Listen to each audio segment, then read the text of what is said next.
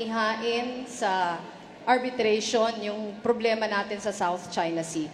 Ito po ay naaayon sa UNCLOS at tayo po ay pinaghangaan ng ibang bansa dito. Pero yung sa akin po, habang sana naghihintay tayo ng desisyon, dun po sa arbitration, dapat marami pa din tayong ibang ginagawa. Halimbawa, dapat po yung ating military in-modernize natin. Kasi pag hindi po natin ito binigyan ng pansin, parati lang tayong at the mercy ng mas malalakas na nations.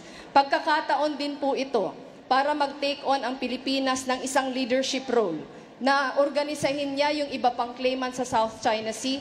Kasi po mas magiging malakas yung claim natin pagkabahagi na dito, yung Indonesia, yung Vietnam, yung iba pang mga bansa na meron ding claims dito. Sang-ayon din po ako na lahat na peaceful means hanapin para makipag-negotiate, multilateral means. Ang hindi lang po ako sang-ayon pag bilateral.